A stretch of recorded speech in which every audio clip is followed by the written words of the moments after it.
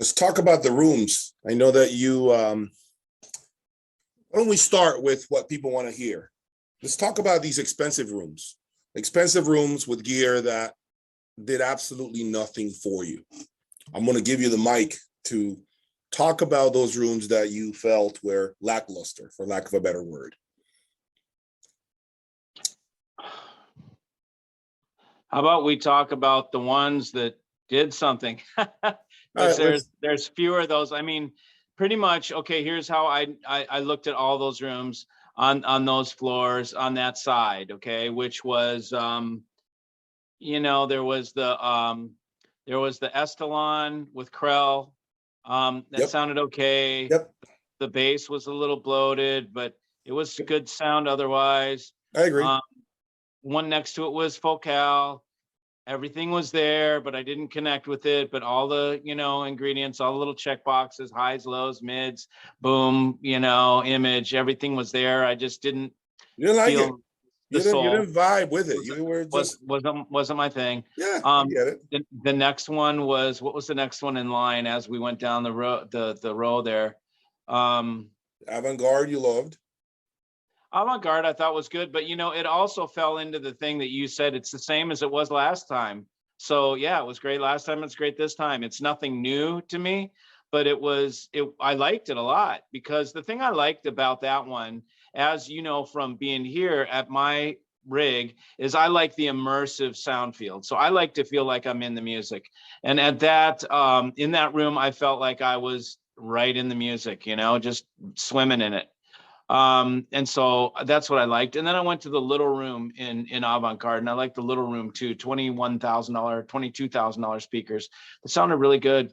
I heard the Linkwitz. Wait, we're talking about the big ones. Okay, so the Klipsch one I thought was embarrassing. They didn't know what they were doing. It sounded too much high mid energy, horny sounding. It was just. I don't think it was a good job. What else? I liked Acora. That was one of the big rooms. Val had that room, sounded great. I liked the Wilson, the JS audio or whatever they are in Virginia. They with the old Wilsons. I thought that was super cool. Oh yeah. He was paying homage to Dave Wilson. That was cool. Great. Totally honorable and cool. Pretty touching. And you not being necessarily a Wilson person, definitely had a mad respect for that. Big time. A lot of respect for that, because absolutely I've been, and that's something. It's kind of like when I spoke about Macintosh and how I talked about them paving the way, and really laying the foundation for a lot of these brands to be born. I feel like Wilson has done that for the speaker industry.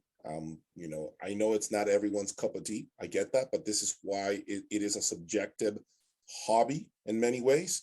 But I have tons of respect for Dave Wilson and for what he has accomplished. I also have a tremendous admiration for his succession plan in the form of Daryl, right? The new guy who is, his son. I've never seen such a successful transition of at least an audio brand, that it passes hands and the company continues to essentially, continue to just build better product. I feel that today's Wilson products are better than yesterday's. And part of that is when Daryl created the Alex. The Alex was a creation of his next to his father at the time when he was building the Wham. To see him transition, I think he's probably my age, but he's probably 42, 43, I'm assuming, around there. He's a young person, a young man. And to see him have this level of responsibility, his father's, just pride, right? And joy, right? All of that on his shoulders. and do the Yeah, I thing think he's doing. Damon von Schweikert did similar thing too, right? Yeah, something like, yeah, and it's, I had just a tremendous amount of respect for Daryl for what he's done, man. Yeah. It's been, and of course, I'm sure he has a great team around him. I'm sure there is a lot of good people at Wilson Audio that, advisors and engineers and people that have been there before with his father, right? Yeah. But still, it doesn't mitigate his ability to continue to push the company forward in the right direction. Yeah. I know Yeah. Wilson isn't everyone's cup of tea, but when we talk about the company for what it is, right, and the success that Wilson Audio is in terms of sales, and in terms of the fact that it has a huge fan base, whether Oh we yeah. like it Look, or not. same with Focal. Right, they have a massive fan base. Those things that I see behind you right there. Oh Yeah. yeah, the Man. woofer. See the woofer? Yeah. No, what is that? Oh, you have it turned around. Oh, it's pulled out. You blew it. Yeah. Ooh, doggy. You So clipping about that amp. Nah, it's not blown. I'll talk about it on my channel at some point. Okay. Here at some point. But I'm not afraid of showing it. I want people to get a little closer with me to see that in the lab things happen. They just need to figure out what happened there. Yeah. Yeah. So so going back to that, seeing what he's accomplished, and the things he always has up his sleeve. I hear there is a new Alexia 3 coming out towards the end of the year. To me, it's exciting because I have been a 6-time Wilson Audio owner, right? So, Yep. there is so much that I love about the company, just like I love a lot of things about the magical speakers that I've had here, the focals that I've had here. I think they all do certain things that are very unique, certain things that either you like or dislike. So it's up to every person to decide. Now, I know you have your preferences, which I respect. I did not like the Avant-Garde in show conditions. I hated it because I felt it had this, hello, are you there? I heard that constantly with the speaker. I couldn't get rid of this feeling. Like, Clipped room. I don't know. No. And then I also felt that there was absolutely, the imaging was so weak. It was weak. You're tripping, bro. It was weak. You're tripping. And you know what? I am going to find an article where they talked about what I'm saying now. The image was fucking huge. We were sitting right inside it. Yeah. I don't know. And so, but again, maybe we hear different. I think there is no reason to, I know we all don't see the same, right? Some people have 20/20, some other people don't have 20/20 vision. So maybe with years is the same. I do not know. But what I can tell you is that, first of all, the real estate, the massive size of that setup, it's just, to me, it's just too much, man. Yeah, it's huge. There's no question. There's no question. It's absolutely huge. To me, it's like, and what I heard from someone who is a big horn lover is the fact that the only way you get rid of this feeling is by building a large speaker. That's the only way you make that feeling go away. When the speakers are small, there is more of this effect happening, a lot more. So this is why Avant-Garde builds massive. That's why when you go up the ladder, they just get humongous. But even on the little ones, did you listen to the blue ones in the small room? I did, yeah. Yeah. So, man, I didn't hear that at all on those little ones, man. It was just wide open to me. Maybe you know what? But this is okay. I'm going to make a promise here. I do not know when I'm going to actually fulfill this promise. I right now will make a promise to my audience. I will make an effort to bring a horn speaker. I am going to, it might be a JBL Everest. That's a horn speaker. I don't know. Maybe. Yeah, those are cool. Those sound good, dude. So maybe a JBL Everest. Those sound good. Right? Or maybe an Avant-Garde at some point. I'm going to make an effort to bring a speaker like that, a different type of technology, to explore and see. Maybe I feel the same way you feel after living with it for some time. Maybe you have you ever owned Avant-Garde? Have you ever owned that type of technology? Never. Nope. Really? No. Another thing is, you got to keep in mind that for what I do, It is very hard to have a speaker like that because forget about the real estate, forget about the size. How can I review amplification with something that's so efficient? I can't review a Boulder amplifier with 900 watts through that. They need like 10 watts. They need like 10 watts of power. They need like 50 watts of power. They need, I hear people running them with 5-watt tube amplifiers all the time. Yeah. Yeah. 20 watts or something. I don't know. Right. And same thing with MBL. Do you like MBL? How do you feel about omnidirectional speakers? Okay. So with MBLs, it's a mixed bag. Okay. First of all, I don't like their extreme, the double stacked ones. I think their half stack sounds better.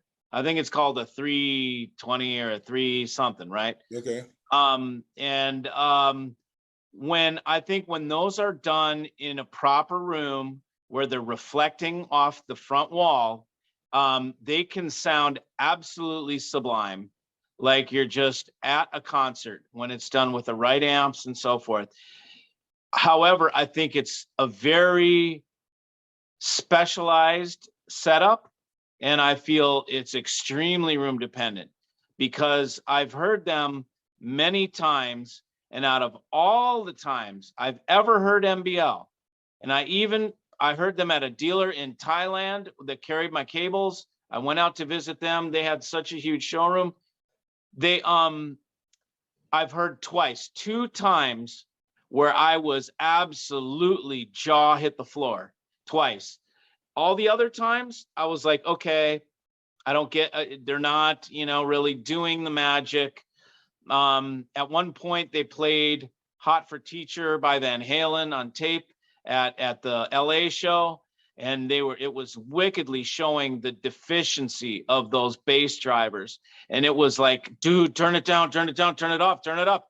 I was like, because I know Jeremy, he's a great guy, him and his wife.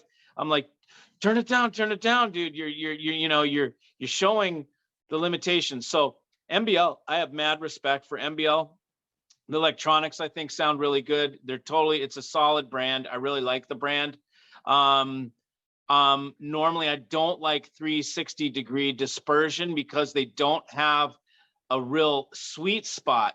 But I found that when you get them in an area where they're reflecting, you can create a sweet spot and then it sounds so open. It's like, I remember one time at CES, that's where it was. And we were upstairs and we were listening to tape and he was playing the Beatles. And I was just like, oh my God, I feel like I'm right in the room with the Beatles. It was great.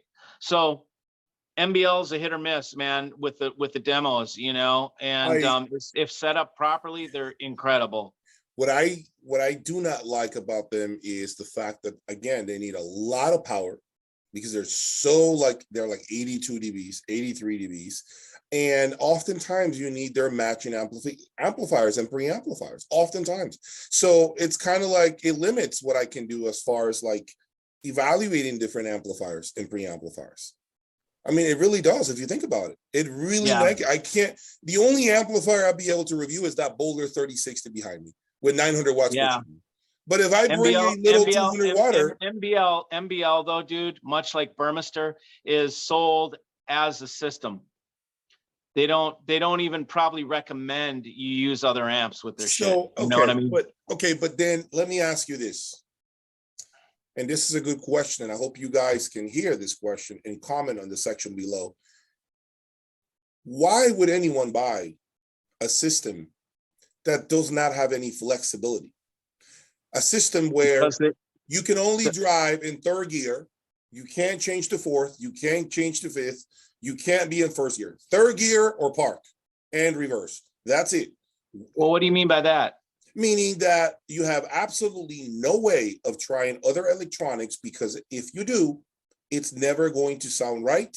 It's either going to lack the power. It's either going to have too much power, too bright, too forward. But why would you want to switch out electronic if it I'm going to tell you why. If it sounds killer together, well, then you buy it together as a whole system. You're happier than shit. You never put anything else in it. You just leave it like that, and it all matches, and it's all meant. It electrically matches. It's perfectly designed together to sound great. I'm going to tell you why.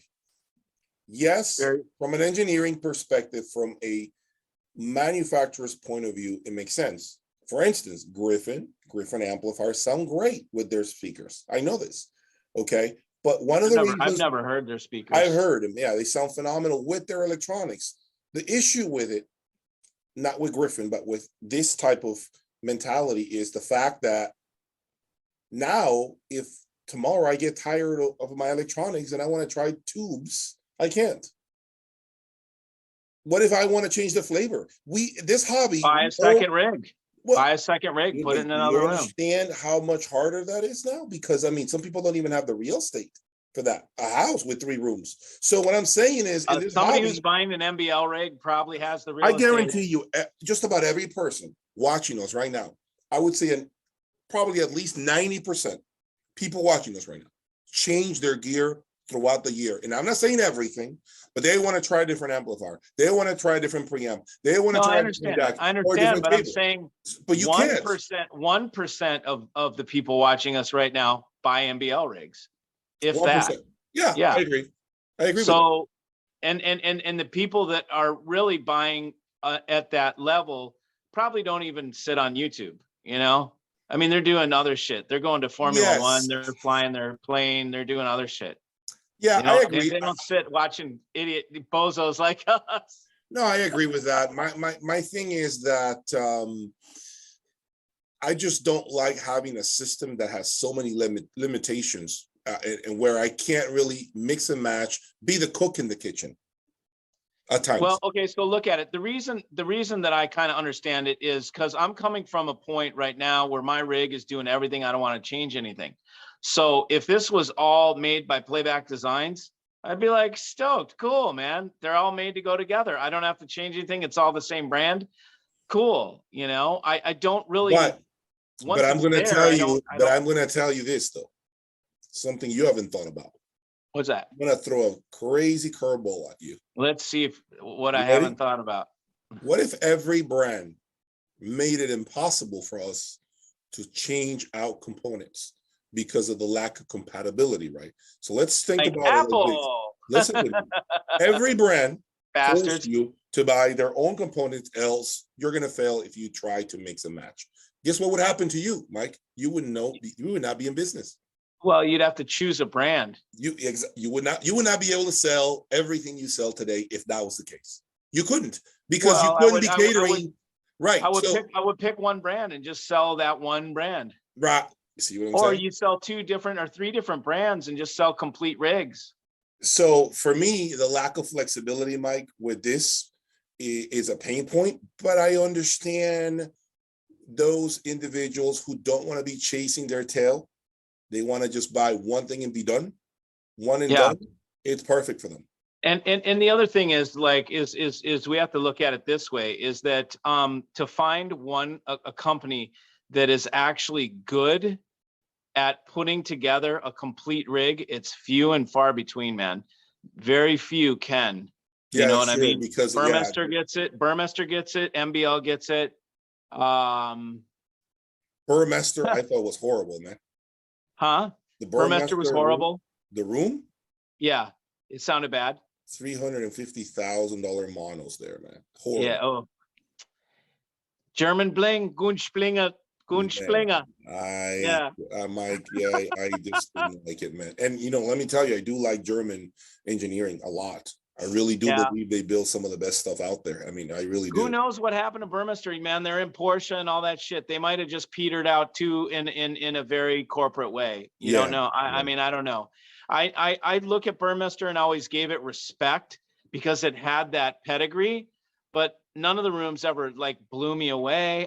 They blew me away at how pretty everything was. Yeah, all very really pretty and shiny, very and good looking stuff. Chrome, and they have that look. But MBL is cool too, a little blingy, also a little wrapper, kind of it looks like you got a big medallion on the thing. It's a big gold MBL thing, but other than that, I think I like the black and white, the look is pretty cool. But very few other companies, Griffin, and I don't think Karma makes electronics, but Karma seems to be a really cool company, man. I dig their design prowess, but I don't know much about them other than they sounded killer at Munich when I was there 4 years ago or whatever. But yeah, very few companies can make full rigs. So we're only talking about a couple. Griffin, I've not heard a full Griffin rig. I've heard that their digital stuff is great. I heard the amps at your place, but I'd love to hear an Antilleon, because I hear that they're very different sounding than what you have. Very. And people tell me, Mikey, you would like the Antilleon. And so it's more analog. It's a little warmer. Yeah. There is, it's not as fast, but it goes about its business on the warmer side of things. Yeah. If that makes sense. So it's a little, as long as it's not too warm. Yeah, no, it's not. There's a ton of resolution. The bass is incredible. I probably love it. Love it. It's a great amplifier. I mean, this is why Griffin is eventually going to put the Apex here, because they know what I've been doing. And I don't get a paycheck, as I said earlier. I don't. Yeah. I like their amplification. I think it's killer.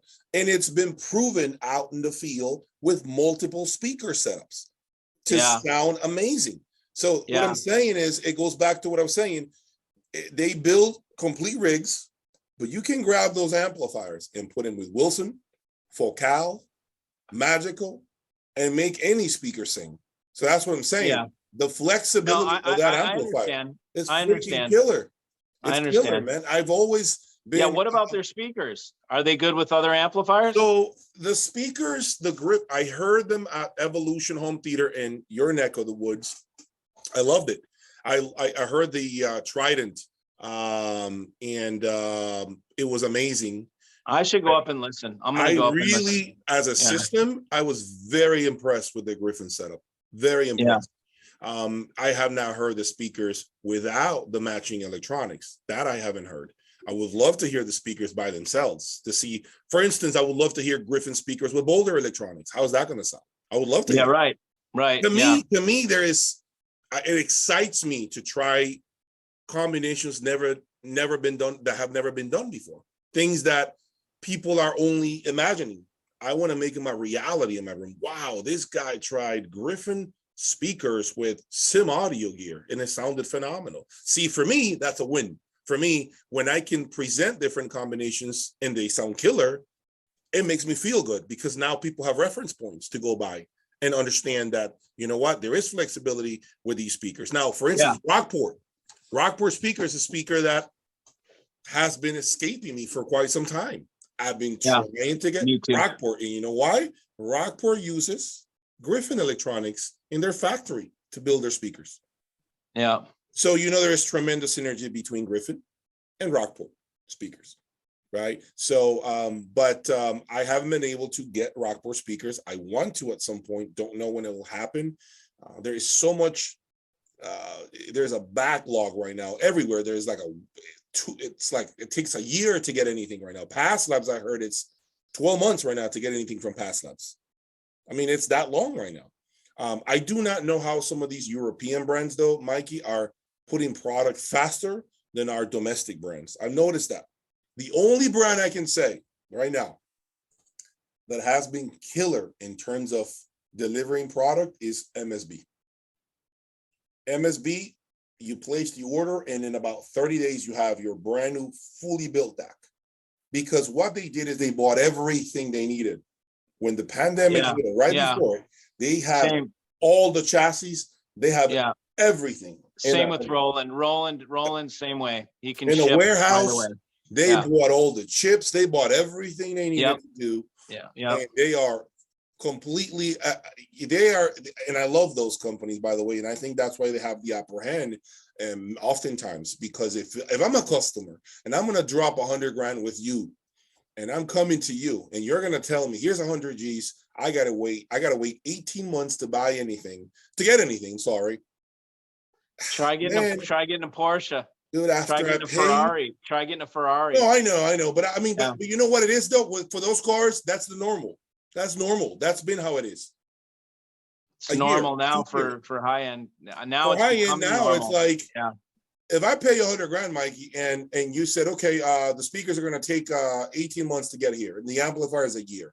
Let me tell you something. When you take somebody's money and they leave, and they're, yeah, no problem, no problem. Yeah, okay, cool. Here's the check, 100 grand. But they don't see anything for that long.